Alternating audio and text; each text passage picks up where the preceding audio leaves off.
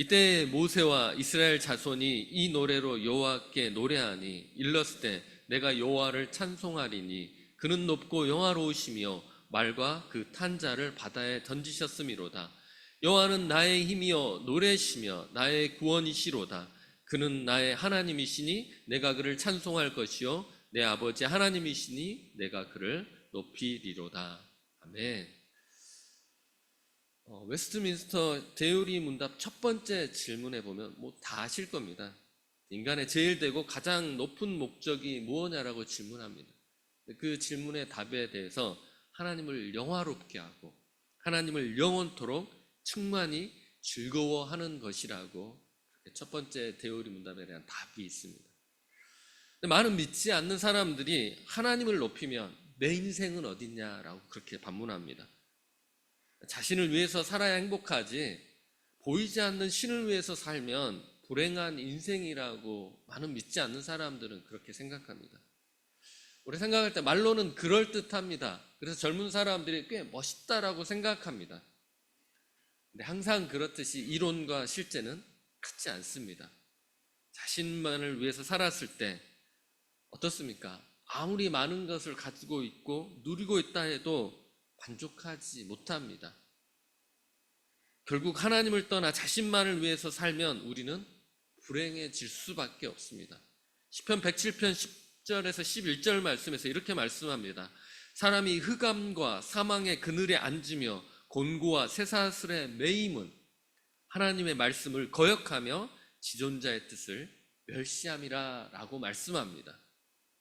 하나님의 뜻을 거역하면 불행해질 수밖에 없다라고 말씀하는 것입니다. 세상 사람들이 아무리 하나님 없이 살 수 있다 할지라도 하나님 없는 인생은 불행해질 수밖에 없습니다. 미국도 그렇고 캐나다도 그렇고 북미에 있는 국가들 보면 기독교에서 시작됐습니다. 저희 호주도 기독교 베이스에서 시작된 국가입니다. 근데 지금 모습들을 보면 모든 온갖 종교들이 난립하는 곳이 이 두 나라입니다. 뱀을 섬기는 종교도 있고요. 사단을 섬기는 사람들, 피를 숭배하는 사람들도 있습니다. 심지어는 락 가수를 나는 저 락 가수가 나의 신이다라고 하고 그 락 가수도 자기가 신인 것처럼 행동하는 사람들이 있습니다. 이것 말고도 어마어마하게 많은 신들이 있습니다. 바퀴벌레를 섬기는 사람들도. 이게 그냥 개발도상국가 가난한 나라가 아니라요, 미국이나 캐나다에서 있는 일입니다. 그 가운데 가장 두드러지는 것 중에 하나가 사단 숭배자들입니다. 사단 숭배자들에게도 여러분 성경이 있는 건 아시죠? 이 사단 숭배자들이 하는 그 자기들만의 성경 안에 보면 첫 번째 구절이 나 자신의 주인은 나다라고 그렇게 시작한답니다. 이게 누가 지어낸 게 아니라 실제로 그렇게 시작한답니다. 이 말이 믿지 않는 사람들에게는 그럴듯합니다. 심지어는 멋있어 보이기도 합니다. 그런데 이 말을 누가 했느냐가 중요합니다. 사단이 한 것입니다. 사단은 우리를 죽이고 우리를 이용하고 빼앗기 위해서 존재하는 자입니다.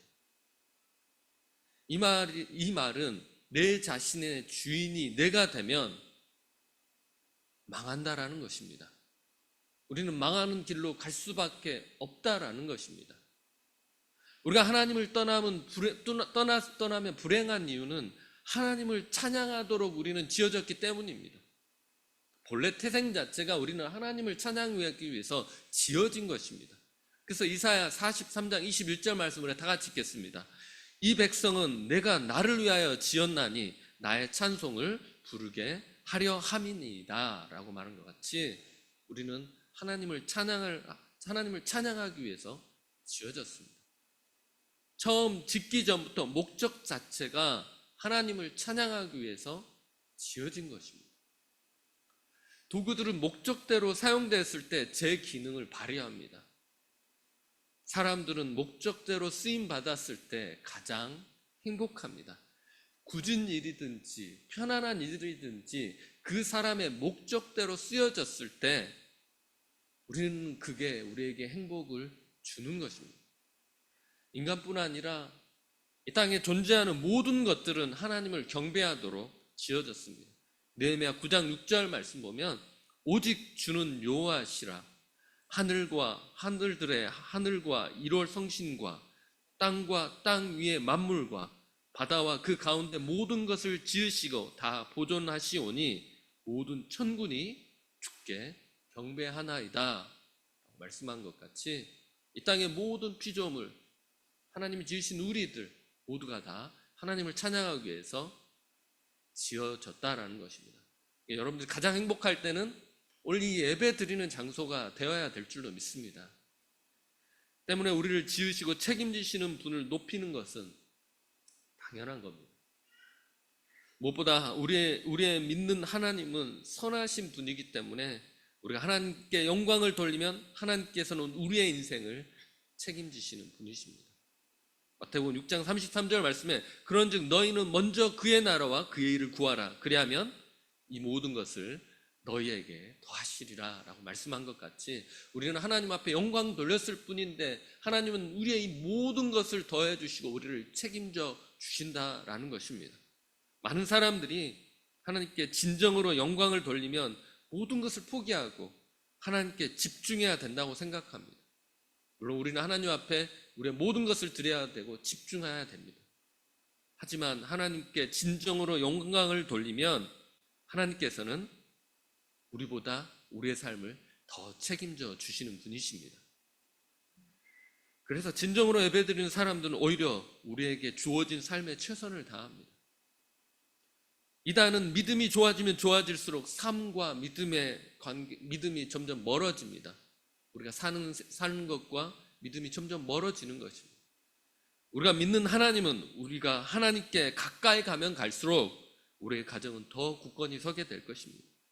직장에서도 하나님과 사람 앞에서 사랑받는 사람들이 될 것입니다. 우리가 온전히 하나님 앞에 나오면 우리 가정뿐 아니라 우리의 직장의 모든 것들을 하나님께서 책임져 주시고 가장 선한 길로 인도해 주시는 것입니다. 때문에 우리의 삶의 중심이 하나님이어야 되고 그분을 높이는 삶을 살아야만 하는 것입니다. 주일 드리는 이 예배는 최소한의 하나님께 영광 돌리는 통로입니다. 많은 사람들이 주일날 아무것도 하지 않고 여가를 즐기는 것이 쉼이라고 생각합니다. 하나님을 만나는 것이 쉼입니다. 하나님은 우리를 쉴만한 물가로 인도하시는 분이시며 더 나아가서 우리의 영을 소생시키는 분이기 때문에 하나님 앞에 나오는 것이 우리에게 쉼인 것입니다. 이사야 57장 15절 말씀 우리 한번 다 같이 읽도록 하겠습니다. 지극히 존귀하며 영원히 거하시며 거룩하다 이름하는 이가 이와 같이 말씀하시되 내가 높고 거룩한 곳에 있으며 또한 통회하고 마음이 겸손한 자와 함께 있나니 이는 겸손한 자의 영을 소생시키며 통회하는 자의 마음을 소생시키려 함이라 라고 말씀한 것 같이 우리가 이 예배를 드리고 하나님 앞에 겸손히 나오면 한 주간 동안 쌓였던 그 삶의 무게를 하나님은 덜어주시고 우리의 영을 소생시켜서 우리의 육체와 우리의 영을 완전히 회복시키셔서 세상 가운데로 다시 나아갈 수 있도록 인도하시는 분이신 줄로 믿습니다. 때문에 이 예배는 우리에게 있어서 가장 기쁜 쉼을 주는 그러한 시간인 것입니다. 하나님께 영광 돌리는 것이 여러분에게 가장 큰 휴식이 되길 원합니다. 부담이 되지 않기를 원하고 무거운 시간이 되지 않기를 원하고 하나님을 만나는 것이 기대되고 만나면 내가 다시 회복되어지고 기쁨과 감사로 돌이킬 수 있다는 기대감이 한 주 전부터 이 주일까지 이어지고 이 주일이 지나서는 그 힘을 받아서 세상 가운데로 나아가는 저와 여러분들이 되기를 간절히 소망합니다. 하나님께 영광 돌리는 행위 중에 가장 적극적인 행위가 찬양이라고 합니다. 그런데 우리는 이 찬양을 올바로 드리지 못함으로 인해서 오히려 교회가 혼란스러워지는 것을 보게 되어집니다. 우리 하나님 앞에 올바로 찬양 드리지 못함으로 인하여서 많은 교회들이 혼란스럽고 교회다운 모습보다는 세상적인 모습들로 바뀌어지는 것을 우리는 보게 됩니다.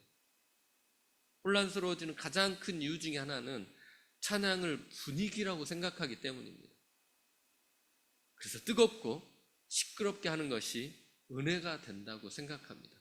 그래서 음악 소리를 엄청 크게 틀고 사람들을 압도해서 내가 어떤 기도도 하는지도 알지 못하고 그냥 분위기에 취해서 막 소리 지르는 것들을 사람들은 찬양이라고 생각합니다. 그런 것 때문에 교회는 더욱더 혼란스러워지는 것입니다. 제가 2001년도에 아마 싱가포르에 있는 CHC 교회, 시티 하베스트 처치라는 곳을 방문했습니다. 그곳을 방문했을 때 이제 그곳에서 예배드리는 모습들이 좋다고 해서 제가 방문했습니다. 근데 예배드리기 한 30분 전부터 교회 리더십들이 가장 앞자리에 앉으시더라고요. 앉다가 이제 잠깐 서라고 하니까 서서 이분들이 뭘 연습하냐면 뛰는 연습을 하더라고요. 막 뛰는 연습들을. 한 200명 정도 되는 숫자가 뛰는 연습들을 하는데 저걸 언제 하려고 하지? 라고 하는데 예배 들어가서 예배가 시작됐는데 찬양 인도자가 막 찬양하다가 어떤 사인을 주니까 앞에 있는 200명이 동시에 뛰기 시작하는 겁니다. 어떻겠습니까? 200명이 동시에 뛰면 그 뒤에 사람은 왜 뛰는지 모르고 따라 뛰고 온 예배당이 다 뛰기 시작하는 겁니다. 근데 제가 그걸 보면서 느낀 게 예배를 인위적으로 만든다라는 생각을 든 겁니다. 어떻게 보면 조작한다라는 그런 생각도 솔직히 들었습니다. 우리는 그렇게 분위기 띄우지 않아도 은혜가 됩니다. 하나님의 말씀으로만, 하나님을 찬양하는 거로만 하나님께서는 우리에게 은혜를 부어주시는 줄로 믿습니다. 인위적으로 하지 않아도 괜찮습니다. 근데 이들은 그것을 인위적으로 만든 것입니다. 이러한 행위들은 온전한 찬양을 드린다기보다는 사람들의 감정 상태를 극도로 끌어올려서 분위기에 취하도록 하는 행동들입니다. 심지어는 자신이 무엇을 하고 있는지 알지도 못하고 분위기에 취하는 경우들도 있습니다. 이런 교회들의 특징은 사람들이 너무 자주 바뀝니다. 매주 수많은 사람들이 교회 오지만 얼마 가지 않아서 그들은 또 교회를 떠나고 옮기게 됩니다. 처음에 뜨거웠던 분위기에 익숙해지기 시작하면 매주 사람들은 교회를 통하여서 하나님을 만나는 것보다 자극을 받기를 원합니다. 감정적으로 뜨거워지기를 원하는 것입니다. 그런데 시간이 지나면 그 자극은 더 이상 우리에게 자극이 되지 않습니다. 그러다 보니까 그것을 은혜가 되지 않는다고 생각해서 그들은 교회를 옮기는 것입니다. 근데 문제는 하나님을 인격적으로 만나지 못하고 감정적으로 만나려고 하면 우리는 공허해집니다. 예배는 우리가 예배를 드리고 찬양을 드릴 때마다 하나님의 것으로 하나님께서 부어주셔서 가득 채워주는 줄로 믿습니다. 그렇기 때문에 우리가 이 예배를 드리고 나아가면 세상을 이길 힘과 세상 가운데 내 삶의 의미를 하나님께서 부어주심으로 인해서 우리는 가득 채워져서 가는 줄로 믿습니다. 하지만 인위적인 예배, 분위기에 휩싸이는 예배, 그렇게 하게 되면 겉으로는 뜨거워 보이지만 이 예배당을 나가는 순간부터 우리는 공허함 가운데 빠지게 되는 것입니다. 가장 고치기 힘든 질병이 무엇일 것 같습니까? 공허함입니다. 공허함은 이 세상의 그 어떤 질병보다도 어떤 약도 통하지 않는 병인 것입니다. 그것은 하나님만이 채울 수 있는 줄로 믿습니다.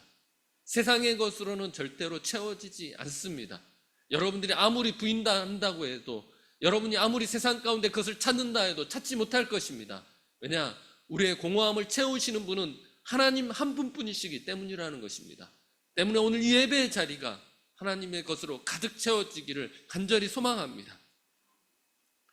또한 교회에서 우리가 한 가지 또 혼란스러워하는 것 중에 하나가 뭐냐면, 어떤 장르의 찬양만 하나님이 받으신다, 어떤 장르만 더 좋은 찬양이다 하는 경우들이 있습니다. 물론 우리가 드리는 찬송가는 하나님께서 우리가 잘 정교하게 잘 맞춰져서 어떻게 보면 수준 높은 찬양입니다. 근데 이 찬송가뿐만 아니라 그 외에 많은 사람들이 새로운 곡을 써내려가고 새로운 찬양곡들이 계속해서 늘어나갑니다. 그러니까 우리가 하나님 앞에 드리는 찬양은 어떤 특정한 장르만, 무거운 장르만 하나님 앞에 드려지는 것이 아니라 하나님께 온전히 예배드리는 찬양의 가사의 내용으로 나아가는 모든 찬양은 하나님께서 받으시는 찬양인 줄로 믿습니다. 한 가지 중요한 게 있습니다. 모든 찬양은 그 당시에 최고의 것으로 하나님 앞에 드렸다라는 것입니다. 그 당시에 그들이 할 수 있는 최고의 조건으로 찬양을 드린 것입니다. 성경 안에서는 비파와 수금으로 찬양하고 퉁소로 찬양하며 춤추며 찬양하며 나아가라고 그렇게 말씀합니다. 어떻습니까? 중세 시대에는 가장 정결하게 하기 위해서 사람의 목소리로만 찬양을 했습니다. 반주가 있지 않고 그냥 목소리로만 찬양한 겁니다. 시간이 지나면서 교회에 피아노가 들어오고, 시간이 지나면서 드럼이 들어오고, 전자악기가 들어오고, 계속해서 이렇게 찬양의 외형적인 것은 계속해서 바뀌어왔습니다. 근데 중요한 것은 그들이 할 수 있는 최고의 것으로 이 찬양을 드렸다라는 것입니다.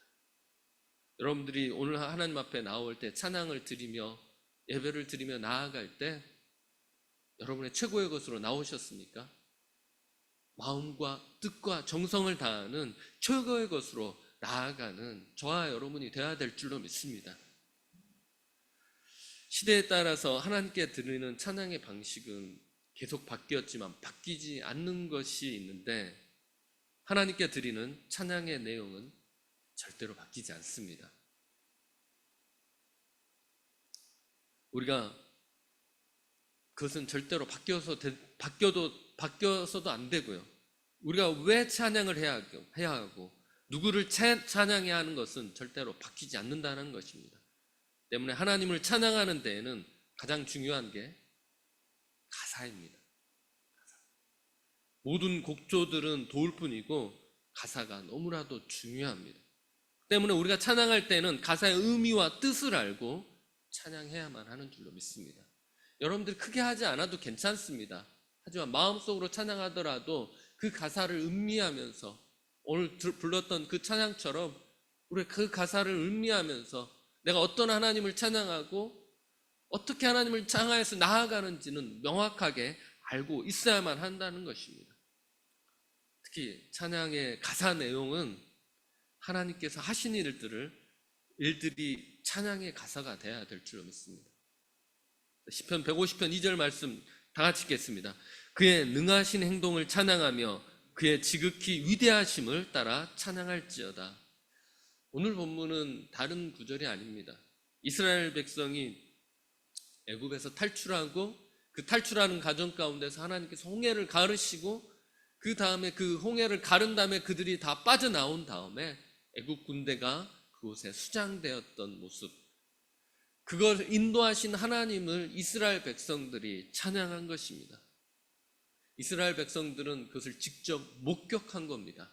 하나님께서 자기를 구원하기 위해서 이 모든 일을 행하신 것들을 이스라엘 백성은 직접 목격하고 그 목격한 것을 그대로 찬양 가사로 담아서 그것을 찬양에 올려드린 것입니다. 바로 그 홍해를 건넌 다음에 이스라엘 백성이 지은 찬양이 바로 이 찬양입니다.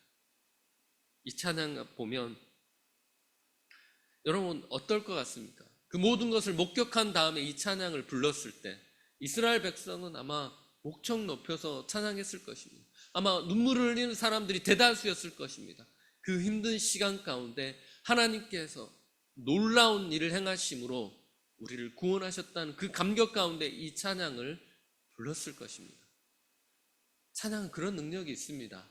하나님께서 우리 가운데 하신 일들, 우리의 삶 가운데 하신 일들을 우리가 기억하면서 그 찬양을 올려드린다면 우리는 모든 것을 다 동원하여서 하나님 앞에 찬양할 것입니다.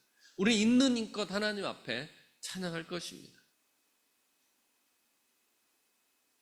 우리의 모든 슬픔과 모든 기쁨에 동행하시고 심지어 도저히 이겨낼 수 없는 아픔 가운데서 우리에게 함께 하시는 하나님을 기억하면서 우리는 찬양해야 될 줄로 믿습니다. 그러면 그 찬양을 드리는 것은 우리이지만 하나님께서 그 찬양을 통하여서 우리의 상처받은 마음도 만져주시고 그 찬양을 통하여서 우리에게 새 힘을 허락하시는 것입니다. 그러면 그 찬양은 우리 교회 안에만 머물지 않을 것입니다. 우리가 하나님께 찬양할 제목들이 있고 하나님 앞에 영광 돌린다면 우리는 그 찬양이 교회 안에만 머문 것이 아니라 세상 가운데 선포할 수 있는 찬양이 될 것이라는 겁니다. 여러분, 교회에 전도하는 방식은 여러 가지가 있습니다.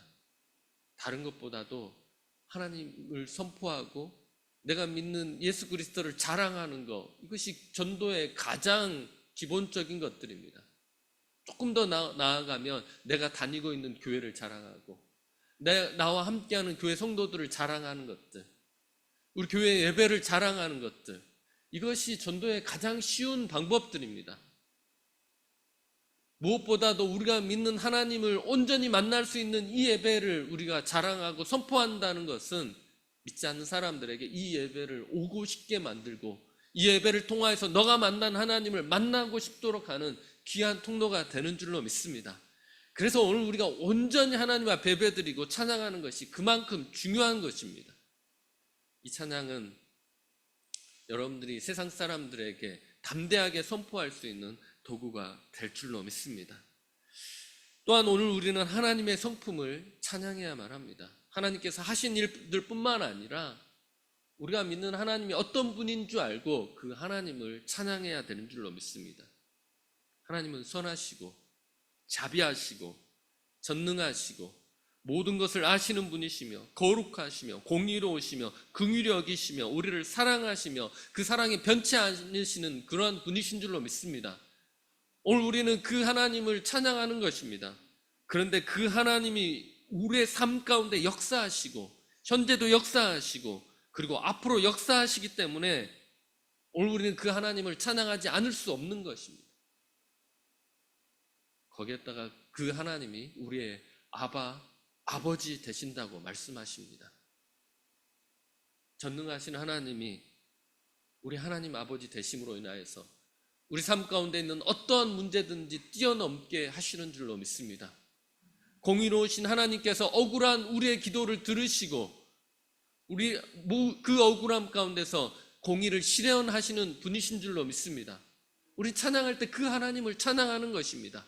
죄로 인해서 죽을 수밖에 없고 도저히 구원받을 수 없는 우리를 자비로우시고 은혜로우시고 사랑이 많으신 하나님께서 우리를 구원하심으로 인해서 우리가 이 자리 가운데 앉아 있을 수 있고 모든 죄악으로부터 자유를 얻을 수 있도록 하나님께서 하시는 줄로 믿습니다. 그러니까 우리는 찬양하면서 자비로우신 하나님 하면 나의 삶 가운데 역사하신 나를 구원하신 그 하나님을 떠올리면서 그 하나님 앞에 영광 돌려야 될 줄로 믿습니다. 그러면 찬양이 더 뜨거워지고 은혜가 깊어지는 것입니다. 항상 여러분들 찬양할 때 여러분 그 가사에 집중하십시오. 그 가사가 누구를 위해서 부르고 그 하나님이 나를 위해서 하신 일들을 기억하면서 내 마음속 깊은 곳에서 우러나오는 찬양을 들으시는 저와 여러분 되기를 간절히 소망합니다. 이런 하나님을 찬양할 때 우리가 찬양하는 자세는 첫째는 나의 안에 있는 그대로를 가지고 나가셔야 됩니다. 시편 51편 17절 말씀 우리 한번 다 같이 읽겠습니다.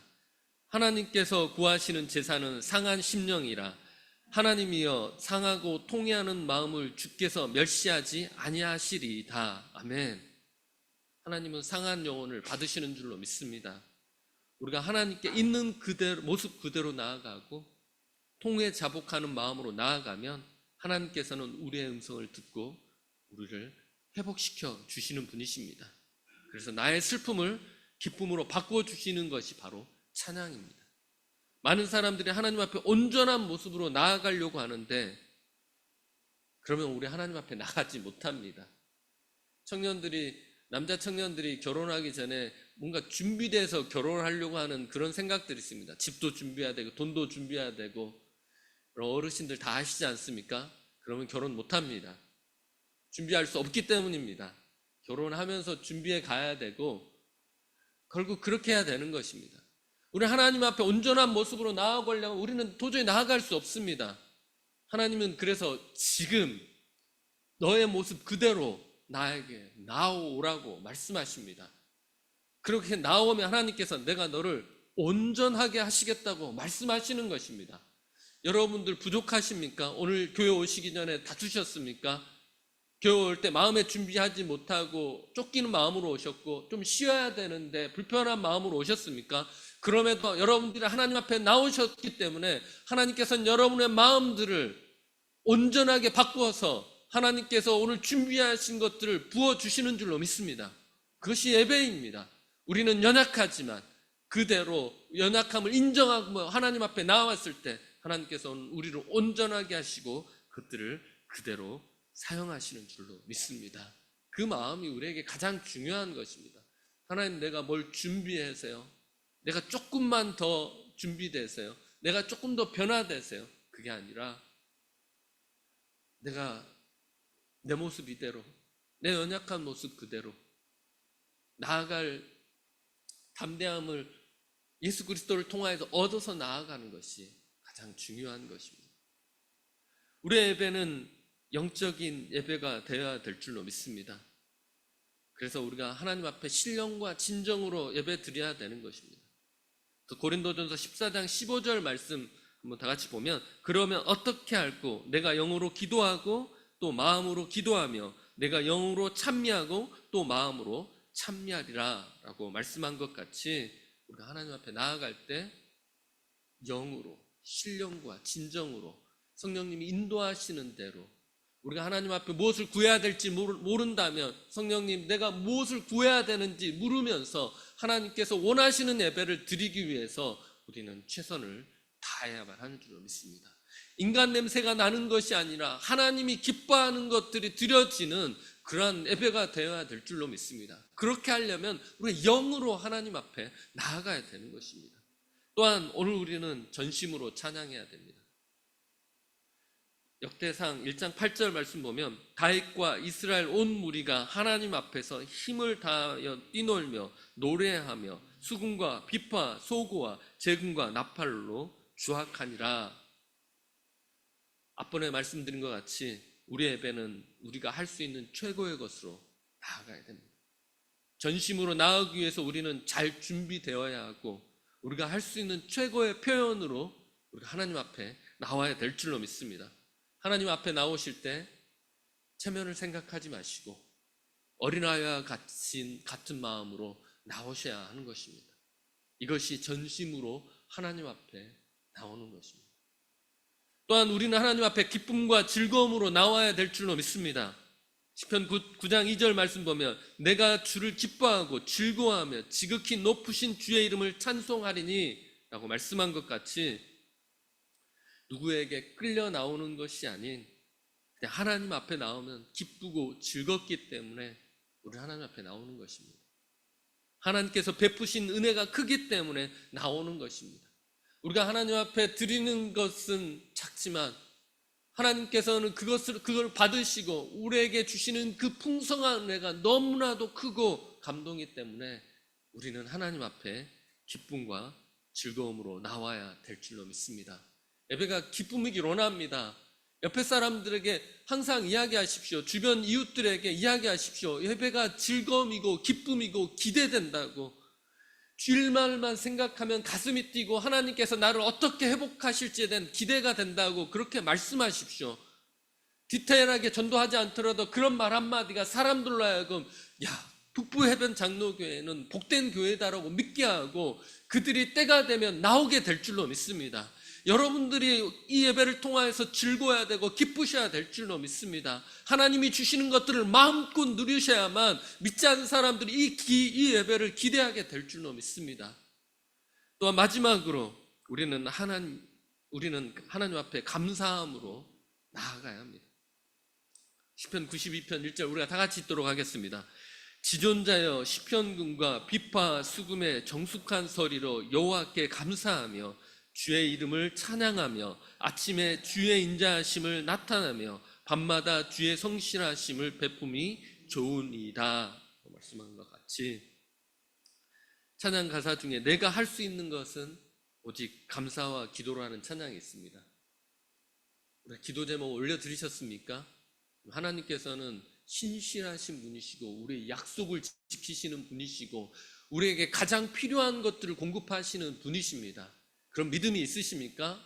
그러면 아직 이루어지지 않은 그때에도 우리는 뭐라고 고백합니까? 하나님 감사합니다 라고 고백하는 것입니다.